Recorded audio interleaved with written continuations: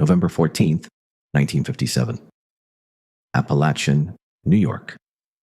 New York State Police Sergeant Edgar Croswell sat in his patrol car watching the driveway of Joseph Barbara's estate, a sprawling property tucked into the wooded hills of upstate New York.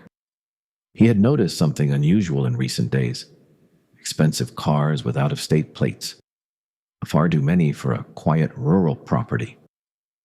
Black Cadillacs and Lincolns lined the circular drive. Men in dark suits and fedoras moved between the house and the garage. Croswell radioed for backup and set up a roadblock at the end of the drive. What happened next would expose what the Federal Bureau of Investigation had publicly minimized for decades. When Croswell's officers approached the estate, the response was immediate and chaotic. Men burst from the house and scattered into the surrounding forest. Some ran in their dress shoes and expensive suits, stumbling through the underbrush. Others jumped into their vehicles and tried to speed away, only to find police blocking the roads. Officers stopped car after car, demanding identification. The Apalachin roundup produced a stunning result. Dozens of prominent crime figures from across New York, Florida, Chicago, and beyond were stopped, identified, or detained. The meeting forced a national reckoning. The local problem the FBI had publicly minimized had the fingerprints of an organized interstate network. The nation watched the raid and said, "Finally." But the truth was darker. For decades, the FBI had largely failed to bring down the Mafia. The question wasn't whether organized crime existed. Local police, journalists, and prosecutors had known about it for years. The question was why the most powerful law enforcement agency in the country had done so little to stop it. The answer lay in institutional blindness, legal constraints, political corruption, cultural misunderstandings, and one man's stubborn refusal to acknowledge what everyone else could see. This is the story of that failure, and the laws, people, and tactics that finally changed everything. To understand why Apalachin shocked the nation, you have to understand what came before. By 1957, organized crime in America had operated for decades with relative impunity. The Mafia's roots stretched back to the early 20th century, when Italian immigrant communities formed tight networks of mutual aid and protection. Those networks evolved into criminal enterprises during Prohibition, when the Volstead Act transformed bootlegging into a billion-dollar industry. By the time Prohibition ended in 1933, the infrastructure was in place. Distribution networks, corrupted officials, legitimate business fronts, and a generation of criminals who understood how to operate in the shadows while living in plain sight. But in 1957, the Federal Bureau of Investigation had no centralized, prioritized national organized crime program. The agency that had built a reputation fighting bank robbers and spies had turned its attention almost entirely to communism. And the man responsible for that choice sat in Washington, D.C., wielding more power than almost anyone in American government. J. Edgar Hoover had directed the FBI since 1924, and by the 1950s his word was law. He was a master of public relations, a man who understood how to shape his image and the Bureau's reputation through carefully managed press coverage. Hoover's FBI was presented to the American public as incorruptible, efficient, and modern, a force that had brought down John Dillinger, pursued Nazi saboteurs, and now stood as the bulwark against Soviet infiltration. Hoover appeared on magazine covers, testified before Congress, and cultivated relationships with presidents. His influence was so complete that few politicians dared to challenge him. But Hoover's priorities helped create an institutional blind spot. Publicly, he downplayed the idea of a coordinated national syndicate, insisting organized crime was largely a local problem. And for decades, the FBI funneled its greatest resources into counter-espionage and anti-communism. The result was decades of under-resourcing for sophisticated, long-term organized crime investigations, a gap Apalachin would dramatically expose. When journalists or prosecutors suggested that Italian American criminal organizations operated across state lines with coordinated leadership, Hoover called it overblown. He told Congress that organized crime was primarily a local problem, best handled by local police. The Mafia, if it existed as a national network at all, was not the FBI's priority. This wasn't ignorance, it was strategy. Hoover understood that investigating organized crime would be complex, expensive, and politically dangerous. Mob cases required years of surveillance, complex financial investigations, and cooperation with local authorities, many of whom were corrupt. Success wasn't guaranteed, and failure would damage the Bureau's reputation. Communism, by contrast, offered clearer targets and better publicity. Soviet spies could be portrayed as foreign threats to American security. Fighting them was patriotic, popular, and relatively straightforward. Hoover poured FBI resources into counterintelligence operations, building files on suspected communists, infiltrating left-wing organizations, and hunting for Soviet agents. Between 1945 and 1957, the Bureau devoted hundreds of agents and millions of dollars to anti-communist investigations. The organized crime program, by comparison, was skeletal. A handful of agents in major cities, no centralized coordination, no institutional priority. The consequence was institutional neglect that lasted decades. FBI agents weren't trained to investigate complex financial crimes, labor racketeering, or political corruption.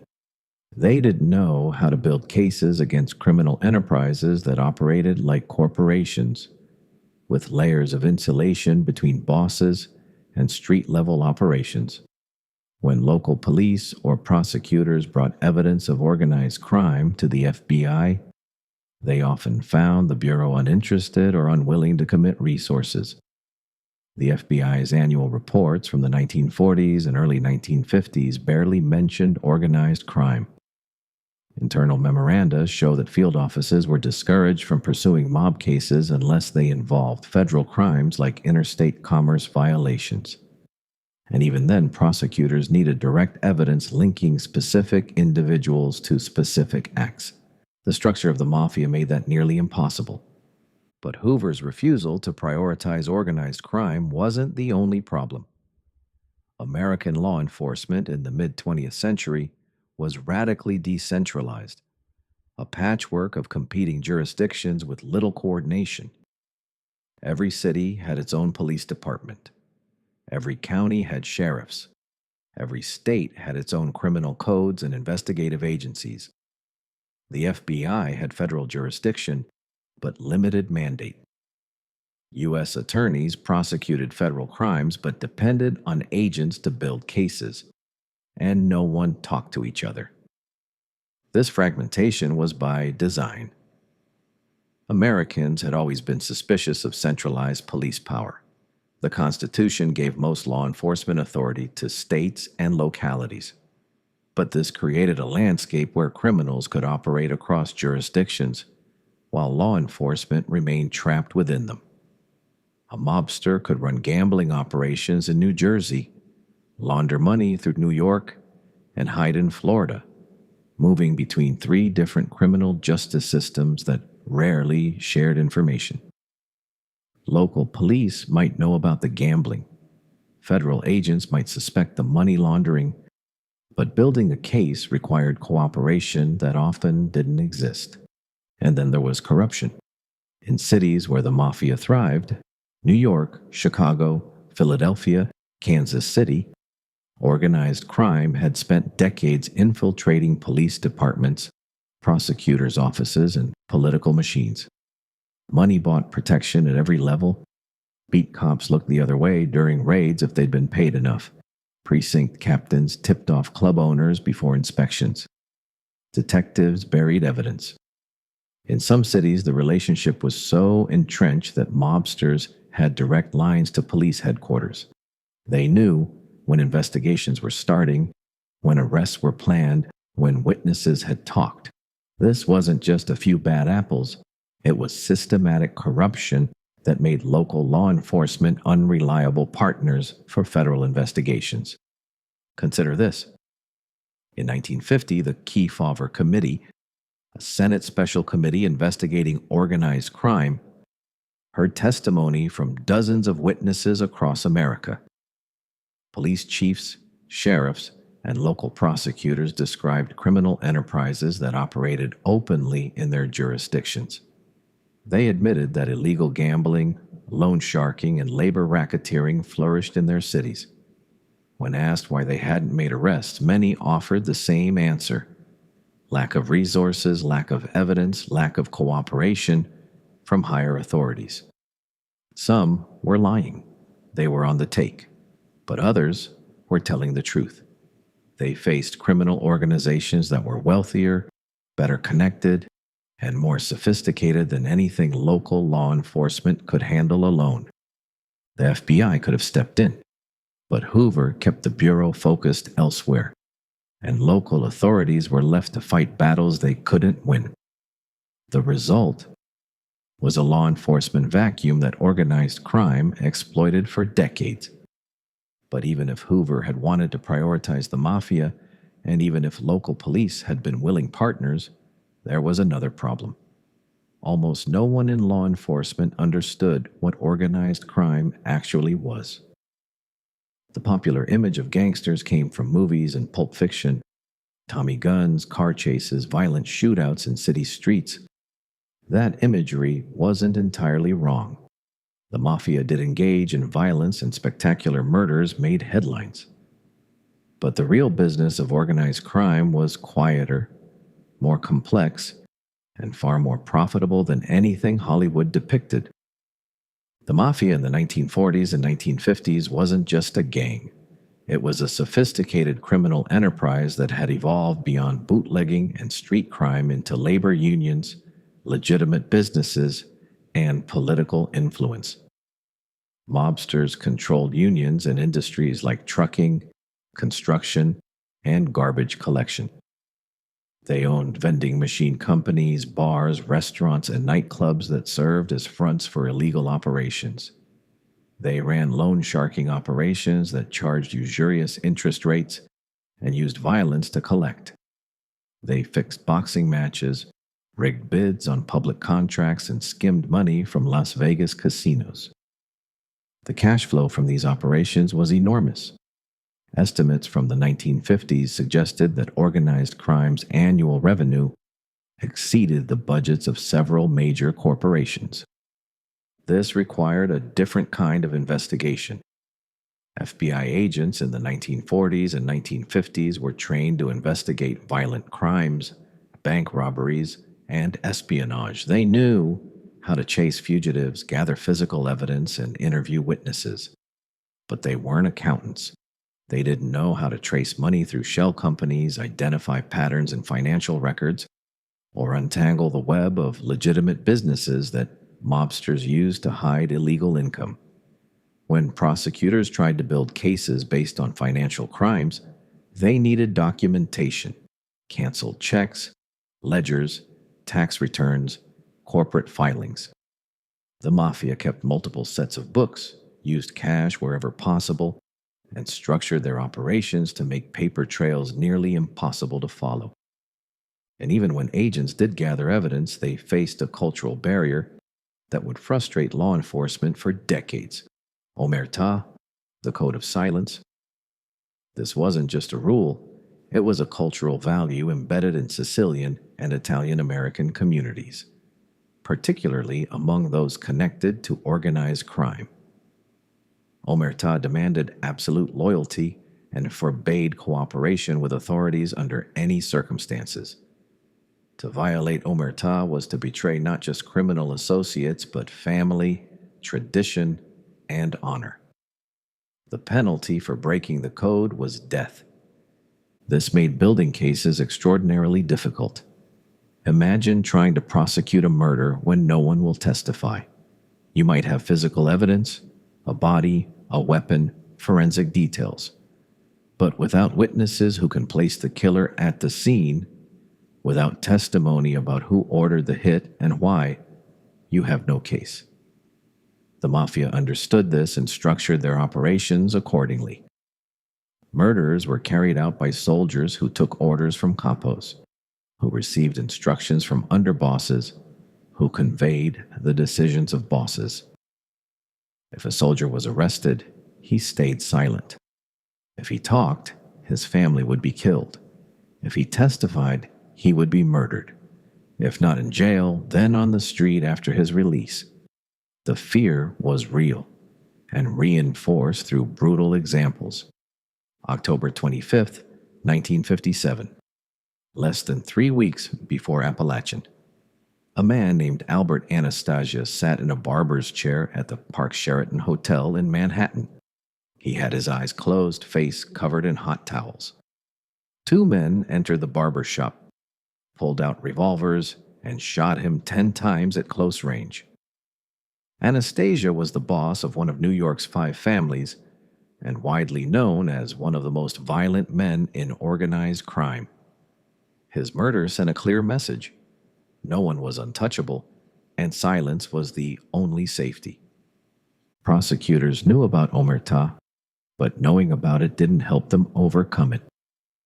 Without cooperating witnesses, they had to rely on physical evidence, circumstantial connections, and the slim hope that someone would break.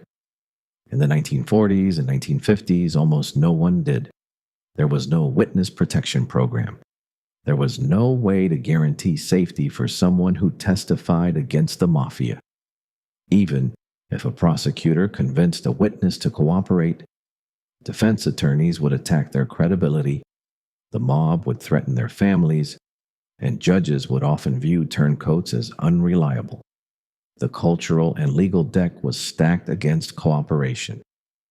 But the bigger problem was legal. Even with witnesses, even with evidence, prosecutors faced rules that made organized crime cases almost impossible to win. And at the center of those rules was a technology that everyone knew existed, but almost no one could legally use: wiretaps. In the 1940s and 1950s, electronic surveillance was technologically possible, but legally fraught. Agents could place listening devices in rooms, tap phone lines, and record conversations. But whether those recordings were admissible in court depended on a patchwork of federal and state laws that varied wildly. The Supreme Court's 1928 decision in Olmstead v. United States had held that wiretapping didn't violate the Fourth Amendment because it didn't involve physical intrusion.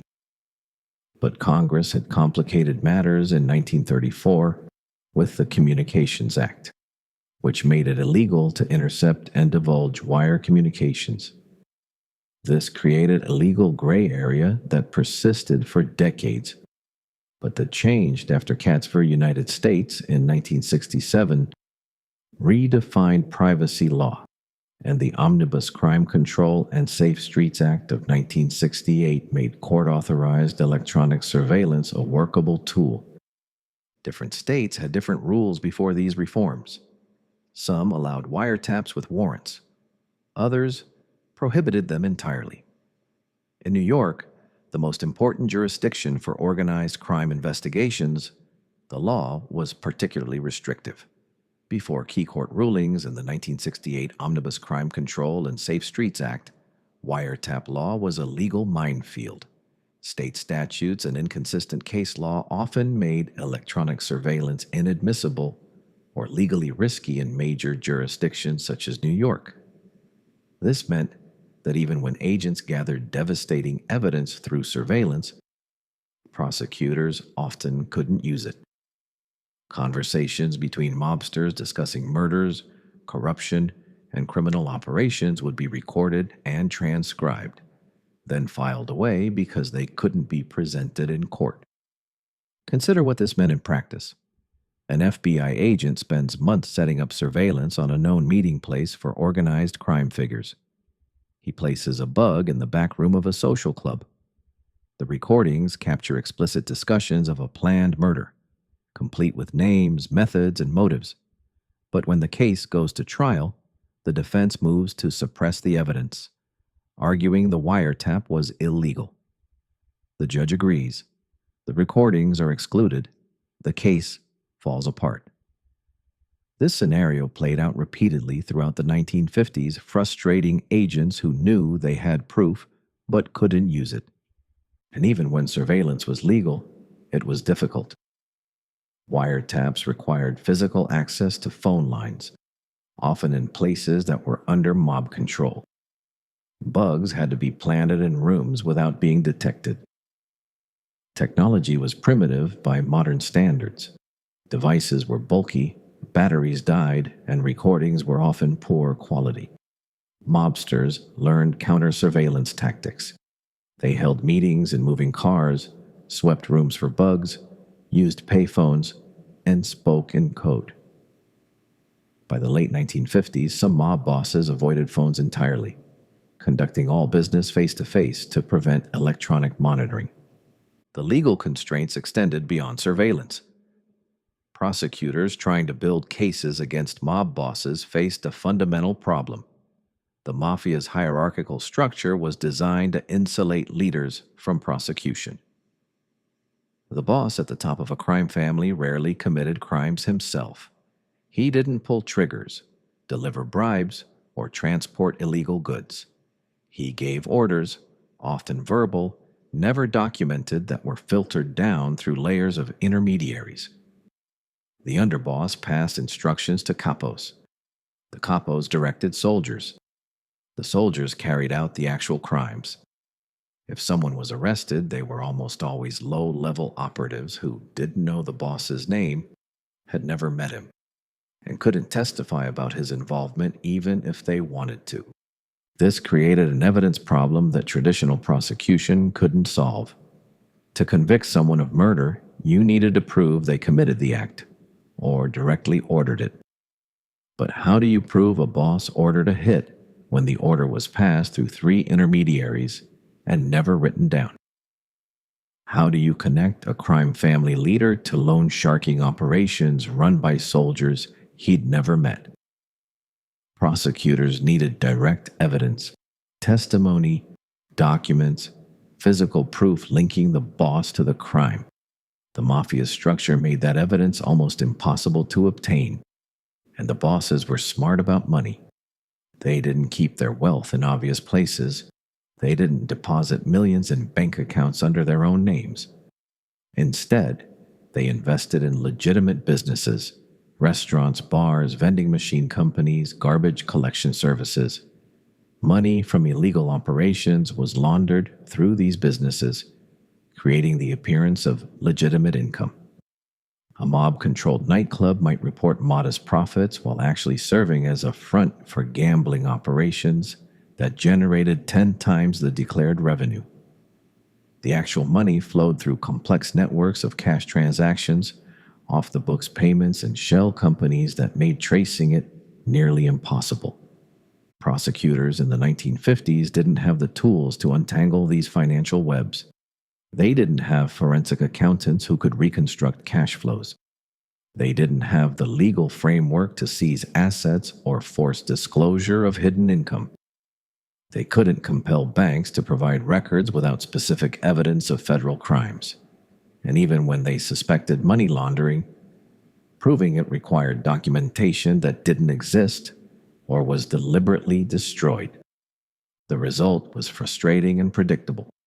Prosecutors could sometimes convict low-level operatives for specific crimes. A soldier caught committing murder, a bookie arrested for running numbers. But the bosses remained untouchable. They lived in modest homes, drove ordinary cars, reported minimal income on tax returns, and appeared to be legitimate businessmen. Meanwhile, they controlled criminal enterprises worth millions, ordered murders with impunity, and corrupted officials at every level of government. Which brings us to the third layer of protection: political corruption. The Mafia didn't just evade prosecution through organizational structure and legal constraints. They actively purchased protection from the political system that was supposed to stop them. In the 1940s and 1950s, American cities were governed by political machines, networks of patronage, favors, and mutual obligation that controlled everything from municipal contracts to judicial appointments. Ward bosses delivered votes in exchange for jobs, city services, and cash. Politicians needed money to run campaigns and maintain their organizations. Organized crime had money.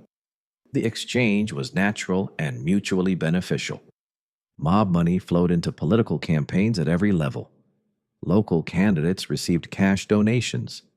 State legislators got help turning out voters in mob-controlled neighborhoods. Federal representatives benefited from union support that organized crime delivered. In return, politicians provided protection. They appointed friendly judges who would dismiss cases or hand out lenient sentences. They installed police chiefs who understood how to look the other way. They ensured that zoning boards approved mob-owned businesses and that city contracts went to mob-connected companies. This wasn't occasional corruption. It was the operating system in many American cities. Take New York, where 5 crime families controlled vast criminal enterprises across all 5 boroughs. The relationship between organized crime and Tammany Hall, the democratic political machine that dominated Manhattan for decades, was so entrenched that it was almost institutional. Mob figures attended political fundraisers. Politicians socialized at mob-owned restaurants and clubs. When someone needed a favor, a liquor license, a building permit, a union election result, the lines between legitimate politics and organized crime blurred until they were almost indistinguishable. The same pattern repeated in Chicago, where the outfit had relationships with politicians at City Hall, the state legislature, and eventually even the governor's mansion. In Kansas City, mobster Johnny Lazia was so powerful that he effectively controlled the police department and decided which officers got promoted. In Louisiana, organized crime figures had direct access to Governor Huey Long. The corruption wasn't hidden. It was brazen, operating in plain sight because everyone involved understood that the system depended on it. This created real obstacles for federal investigations. When FBI agents or U.S. attorneys tried to build cases, they found themselves blocked by local officials who delayed warrants, tipped off targets, or buried evidence. Witnesses who agreed to cooperate would suddenly change their minds after visits from politically connected lawyers. Judges would suppress evidence on technical grounds or hand down sentences so light they amounted to mockery. And if federal prosecutors managed to secure convictions, political allies would work to get sentences reduced or arrange early paroles. The mob's investment in legitimate businesses made their political influence even more powerful. A crime family that controlled garbage collection in a city wasn't just running a criminal operation. They were also employers, taxpayers, and campaign contributors. When politicians took their money and granted them favors, it could be portrayed as supporting local business rather than corruption. The lines were deliberately blurred, making prosecution even more difficult, and the Mafia adapted. As law enforcement pressure increased in some areas, they evolved their tactics. They invested more heavily in legitimate enterprises, creating layers of corporate structure that made ownership difficult to trace. They used lawyers and accountants to manage their financial affairs, adding another layer of insulation between bosses and illegal operations. They became more careful about violence, understanding that spectacular murders attracted attention, while quiet intimidation was just as effective. By the mid-1950s, the American Mafia looked less like the violent gangs of the Prohibition era and more like a shadow corporation that operated parallel to legitimate business. Consider this evolution. In 1925, Al Capone made headlines with public violence, driving through Chicago in armored cars and ordering machine gun massacres. By 1955, mob bosses like Carlo Gambino lived in quiet Brooklyn neighborhoods, ran construction companies, attended family gatherings, and appeared in photographs as respectable community figures. The violence was still there, bodies still turned up, witnesses still died.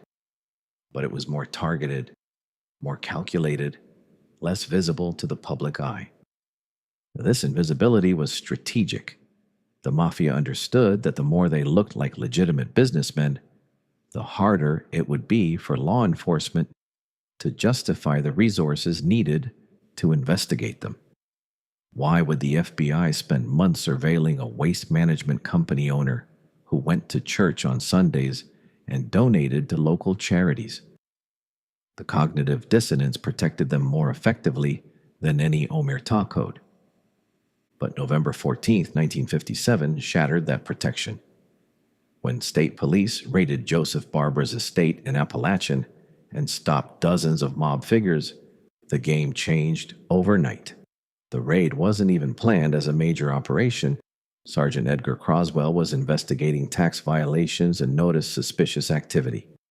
The mobsters' panicked flight through the woods, their lies to police about why they'd gathered, and the subsequent identification of major crime figures from across the country created a media sensation that Hoover couldn't ignore. Newspapers across America ran front-page stories about the Apalachin meeting. Headlines asked, if organized crime doesn't exist as a national network, what were these men doing together? Editorials demanded federal action. Congressional committees scheduled hearings. And suddenly, Hoover's decades-long public minimization became untenable. He couldn't dismiss organized crime as primarily a local problem when crime figures from New York, Chicago, and Florida had all gathered at the same upstate estate. Hoover responded with characteristic determination. Once he committed to something, he pursued it relentlessly. In 1958, the FBI launched the Top Hoodlum program, directing field offices across the country to identify and surveil the most prominent organized crime figures in their territories. Agents who had spent their careers investigating communists were reassigned to mob cases. The Bureau established a centralized intelligence gathering operation, collecting information about crime family structures, leadership hierarchies, and business operations. For the first time, the FBI had an institutional priority around organized crime. But recognizing a problem and solving it were different things. The FBI now acknowledged that the Mafia existed as a national organization, but they still didn't have the legal tools to prosecute it effectively. The same evidence problems remained. The same witness intimidation continued. The same legal constraints on surveillance applied. Hoover had authorized the program, but he hadn't changed the fundamental landscape that made mob prosecutions nearly impossible. What the FBI needed was a shock that would do more than embarrass the Bureau. They needed someone to break omerta. They needed an insider who could explain how the system worked, identify the players, and testify in public about the organization's structure. They needed someone to prove that the Mafia wasn't just a collection of independent criminals, but a coordinated enterprise with rules, rituals, and national reach. They got that person in 1963. His name was Joseph Valachi. September 27, 1963. Washington, D.C. The Senate Permanent Subcommittee on Investigations convened a hearing that would change American law enforcement forever. Sitting at the witness table was a 59-year-old man with a gravelly voice and a thick New York accent. Joseph Valachi had been a soldier in the Genovese crime family for more than 30 years. Now he was about to do something no made member of the Mafia had ever done: publicly testify about the organization's internal structure. Valachi's testimony lasted for days and covered hundreds of pages of transcript, but its impact was immediate and profound. He described the Mafia's formal name, La Cosa Nostra, our thing. He explained the initiation ritual, the burning saint card, the oath of blood, the promise of death for betrayal. He identified bosses, underbosses, capos, and soldiers in families across America. He drew organizational charts showing how power flowed from the commission, a board of directors composed of the most powerful bosses, down through layers of hierarchy to street-level operations. He described murders, rackets, and the code of silence that had protected organized crime for generations. The hearings were televised. Millions of Americans watched Valachi describe a criminal underworld that operated according to formal rules and maintained structures as sophisticated as any legitimate corporation. Law enforcement officials took notes furiously. The FBI's understanding of organized crime, built from fragments of surveillance and arrested mobsters' silence, suddenly had context and confirmation from someone who had lived inside the system. But Joseph Valachi's 1963 testimony publicly described La Cosa Nostra's rituals and structure and transformed public and law enforcement understanding of the mob. But Valachi's revelations were intelligence, not instant courtroom proof. They educated investigators and helped shape later prosecutions. He was also a criminal whose credibility defense attorneys would attack. Judges viewed him skeptically. And while his testimony educated the public and embarrassed the mob, it didn't directly lead to major convictions. The same legal constraints remained. Prosecutors still needed to connect specific bosses to specific crimes, still needed admissible evidence, still needed cooperating witnesses who could testify about recent criminal activity. What changed the calculus wasn't just intelligence, it was law. The breakthrough came in 1970, though its impact wouldn't be fully realized until the 1980s. Congress passed the Racketeer Influenced and Corrupt Organizations Act as part of the Organized Crime Control Act. It became known by its acronym RICO. RICO changed everything because it changed what prosecutors needed to prove. Traditional criminal law required tying a defendant to a specific crime. This murder, this extortion, this act of bribery. RICO took a different approach. It made it illegal to participate in a pattern of racketeering activity conducted through an enterprise. This meant prosecutors no longer needed to prove that a mob boss personally ordered a specific murder. They needed to prove that he was part of an organization that engaged in racketeering as an ongoing business practice. The implications were revolutionary. A boss who insulated himself from individual crimes could still be prosecuted for participating in a criminal enterprise. The organization itself became the crime. Prosecutors could introduce evidence about multiple acts over years or decades to establish a pattern. They could show how the enterprise operated, how money flowed, how orders were transmitted, without needing direct evidence linking the boss to each specific act. RICO also allowed for severe penalties. Convictions carried 20-year sentences and massive fines. The law included provisions for asset forfeiture, meaning prosecutors could seize property and money connected to racketeering activity. This hit the mob where it hurt. Their wealth and business interests became vulnerable in ways they'd never been before. But RICO alone wasn't enough. The law provided a framework, but prosecutors still needed evidence. They still needed witnesses willing to testify. And in the early 1970s, those were still nearly impossible to get. The surveillance breakthrough had come with the 1968 Omnibus Crime Control and Safe Streets Act, which created a framework for legal wiretaps with court authorization. For the first time, federal agents could get warrants for electronic surveillance based on probable cause, and the recordings would be admissible in court. This didn't happen automatically. Agents had to show judges that surveillance was necessary and that other investigative methods had been exhausted. But it created a legal path that hadn't existed before. Combined with evolving court decisions and technological improvements, surveillance became the FBI's most powerful weapon against organized crime. Agents could now record conversations between mobsters with legal authorization, building cases that captured the mob's own words as evidence.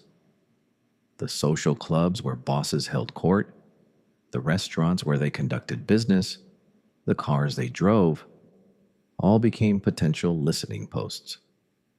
But the most important change came with witness protection. The Organized Crime Control Act of 1970 included provisions that helped establish formalized witness protection capacity in the early 1970s. The Witness Security Program, known as WITSEC, gave the federal government the ability to relocate cooperating witnesses, provide them with new identities, and guarantee their safety. For the first time, someone who testified against the mob could have realistic hope of survival. This changed the psychological equation. A soldier facing a long prison sentence now had options. He could maintain omerta, refuse to cooperate, and spend decades in prison. Or he could flip, testify against his bosses, and enter witness protection with a chance at a new life. The certainty of death for cooperation was replaced with the possibility of survival. And once the first few made members broke omerta and lived to tell about it, the code began to crumble. The mob fought back, of course. They murdered cooperating witnesses when they could. They threatened families. They tried to corrupt witness protection officers. But the program held. Witnesses who entered WITSEC and followed the rules survived. Their testimonies sent bosses to prison, and each successful prosecution encouraged more cooperation. By the late 1970s, the legal and tactical landscape had shifted. Prosecutors had RICO, a law designed specifically for criminal enterprises.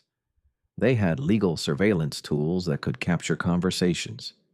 They had witness protection that made cooperation survivable. What they needed now was to use these tools against the highest level targets, the mob's leadership structure itself.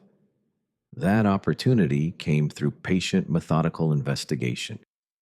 FBI agents in New York spent years building a case that would become the most significant organized crime prosecution in American history: the Commission Trial.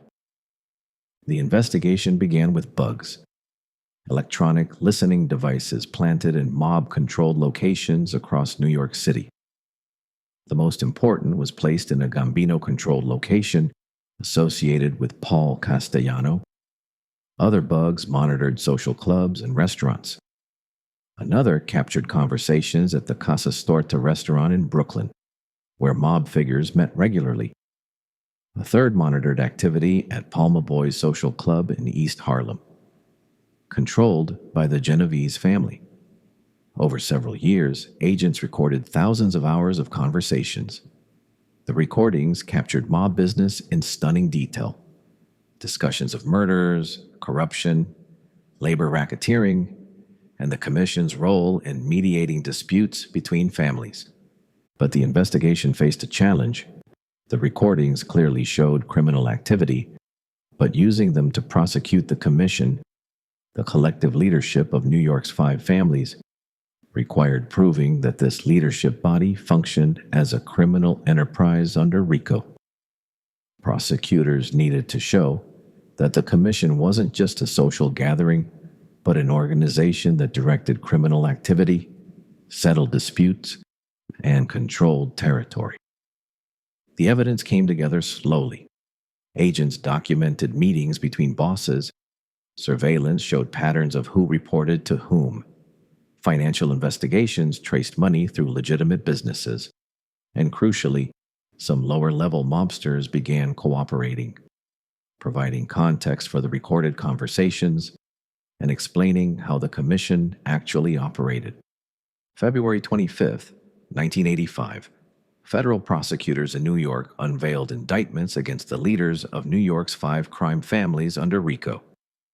The defendants included Anthony Fat Tony Salerno, boss of the Genovese family, Anthony Tony Dux Corallo, boss of the Lucchese family, Carmine the Snake Persico, boss of the Colombo family, and several underbosses and capos.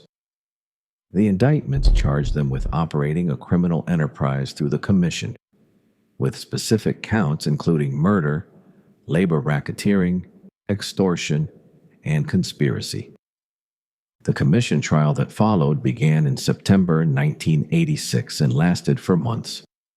Prosecutors presented the bug recordings, played excerpts of mobsters discussing commission business, and called cooperating witnesses to explain what the conversations meant. The defense attacked every element: the credibility of turncoats, the legality of surveillance, the interpretation of coded conversations. But the evidence was overwhelming. November 19, 1986. The jury returned guilty verdicts on all counts. The bosses were sentenced to 100-year terms, effectively life in prison. The convictions used bugs, cooperating witnesses, and RICO to reach bosses who'd long seemed untouchable. The insulation that had protected bosses for decades no longer worked. RICO, surveillance, and cooperating witnesses had combined to create a prosecutorial weapon that could dismantle the mafia's leadership structure. But one boss had escaped the commission trial. He was younger than the others, more flamboyant, more willing to embrace publicity. His name was John Gotti, and he was about to become the Gambino family's most famous and final celebrity boss. Gotti took over the Gambino family on December 16, 1985, through a murder. His predecessor, Paul Castellano, was shot to death outside Sparks Steakhouse in Manhattan, hit by gunmen who fired at close range as Castellano stepped from his car. Gotti had orchestrated the assassination, though proving his involvement would take years. He became boss through violence and cunning, and he ran the family with a style that set him apart from the careful discretion of earlier mob leaders. Gotti dressed in expensive suits, frequented high-profile restaurants, and attracted media attention wherever he went. Newspapers called him the Dapper Don and the Teflon Don. The latter because he beat 3 major prosecutions in the late 1980s through jury intimidation, witness tampering, and skilled legal defense. Each acquittal made him more confident and more visible. He held court at the Ravenite Social Club in Little Italy, sitting in the back room with lieutenants conducting business in plain sight. This arrogance would destroy him. The FBI identified the Ravenite as Gotti's command center and sought authorization for electronic surveillance. In 1989, agents planted bugs in an apartment above the club, capturing hundreds of conversations between Gotti and his underboss, Salvatore Sammy the Bull Gravano. The recordings were devastating. Gotti discussed murders he'd ordered, expressed contempt for soldiers who disappointed him, and described the family's criminal operations in explicit detail. But the FBI still faced a problem. Recordings alone might not be enough. Gotti's lawyers had successfully challenged evidence before, and he had resources to mount an aggressive defense.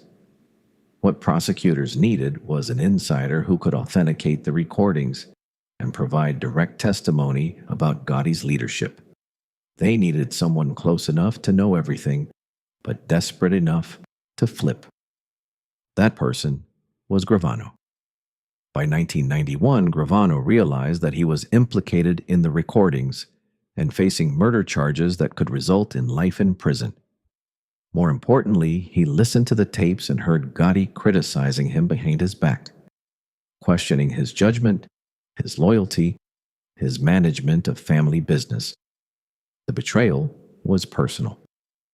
Gravano, who had participated in 19 murders on Gotti's behalf, decided to cooperate. His decision was seismic. Gravano wasn't just any mob soldier, he was the underboss of America's most powerful crime family, Gotti's second in command and closest advisor. His cooperation broke the last remaining psychological barrier. If Sammy the Bull could flip, anyone could. The code of omerta, already weakened by years of successful prosecutions and witness protection, effectively collapsed. Gravano's testimony at Gotti's 1992 trial was clinical and damning. He described the Gambino family's structure, its operations, and Gotti's role in ordering murders and controlling criminal enterprises. He authenticated the FBI recordings explaining the coded language and providing context for conversations. The jury convicted Gotti on all counts: murder, racketeering, obstruction of justice, and tax evasion. June 23, 1992. A federal judge sentenced John Gotti to life in prison without possibility of parole. He was sent to a maximum security facility where he would spend the rest of his life. He died in prison in 2002, still maintaining that he was a victim of government persecution. But his conviction marked the end of an era. The celebrity mob boss, the untouchable godfather who could beat any case. That figure was gone. The tools that brought down Gotti, RICO, electronic surveillance, cooperating witnesses, had proven they could reach anyone. The transformation in how law enforcement approached organized crime was complete.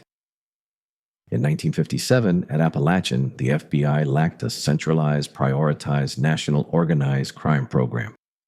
By 1992, they had dismantled the commission, imprisoned the leaders of all 5 New York families, and turned the underboss of the most powerful family into a cooperating witness.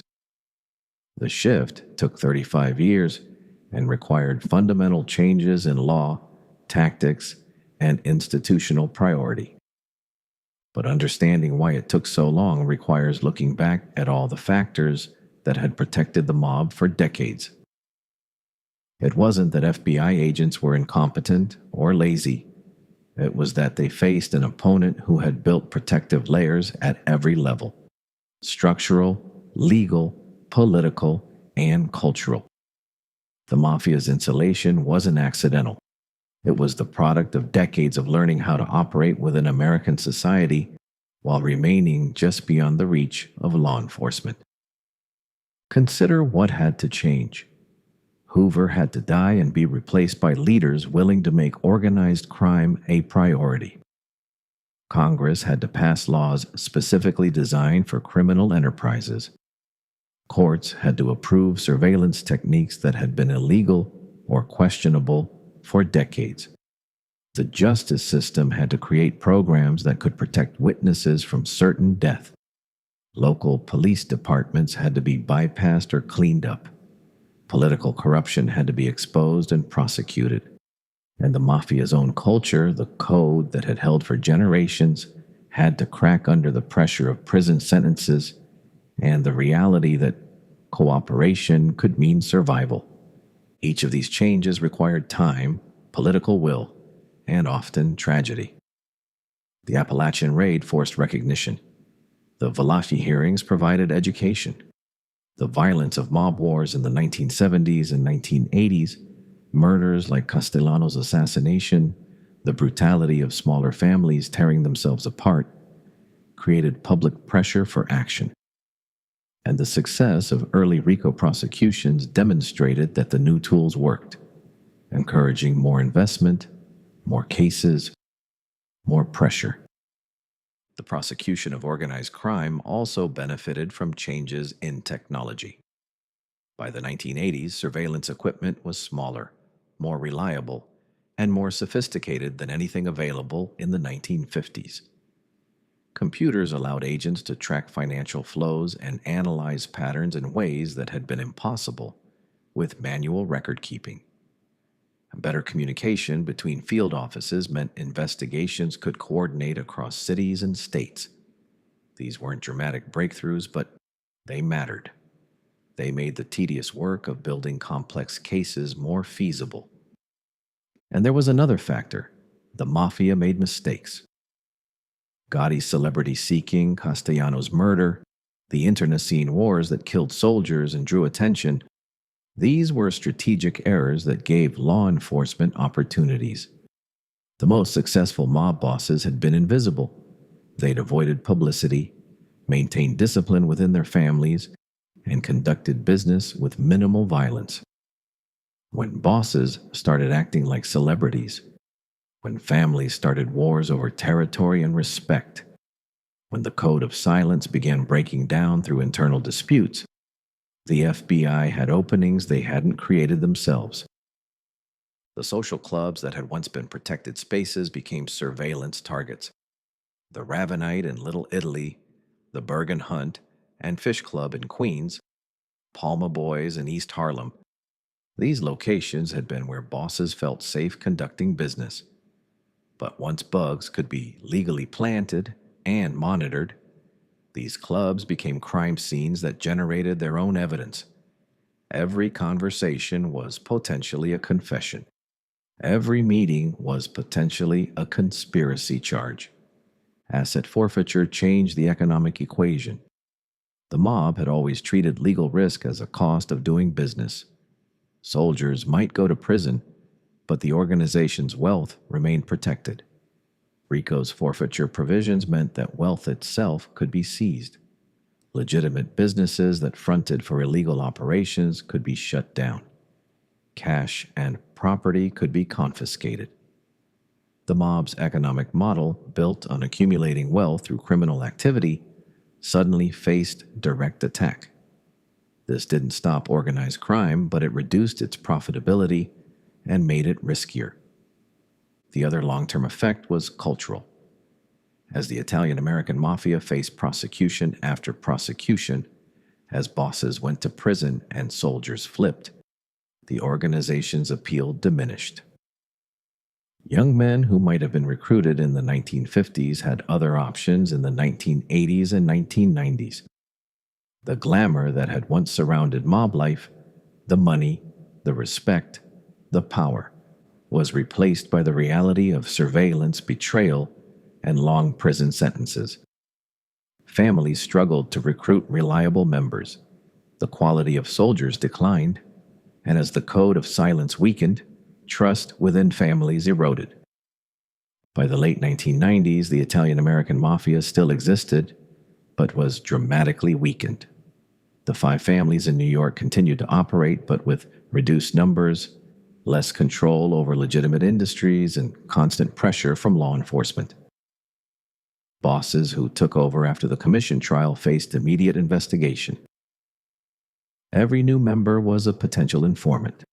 Every business dealing risked triggering a RICO prosecution. The organization hadn't been destroyed. Organized crime is resilient and adaptive, but it had been fundamentally disrupted.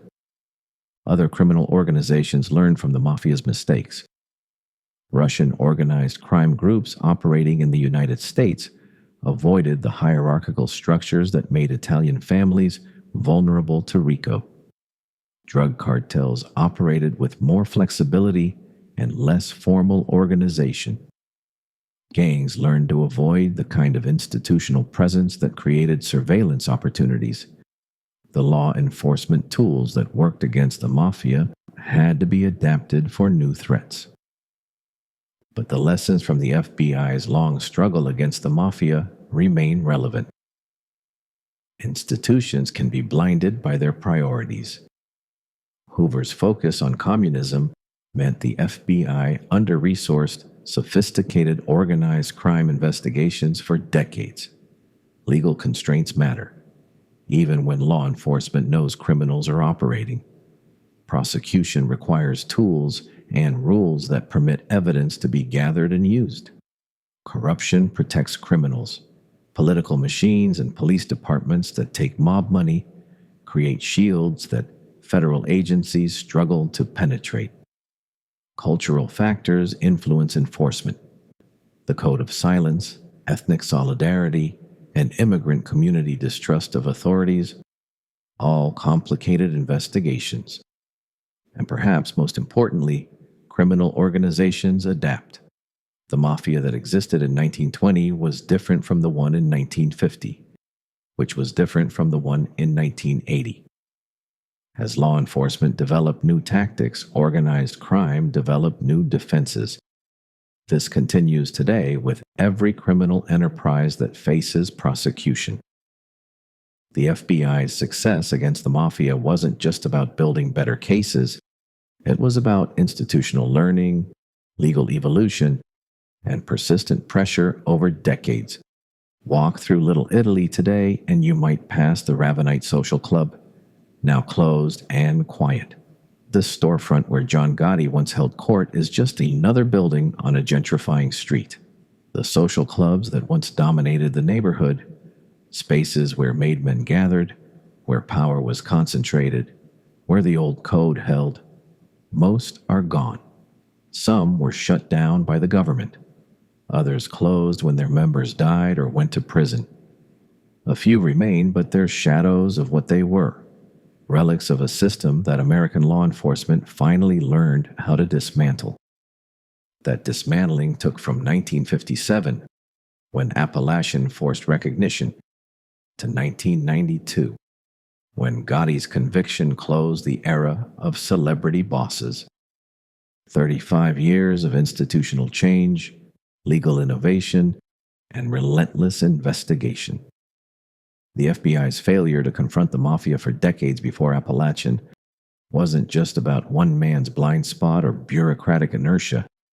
It was about a fundamental mismatch between the nature of the threat and the tools available to fight it. Organized crime operated as an enterprise, but law enforcement pursued it as individual crimes. The mob corrupted politics, but the FBI investigated federal violations. The mafia built multi-generational loyalty systems, but prosecutors needed witnesses who would testify.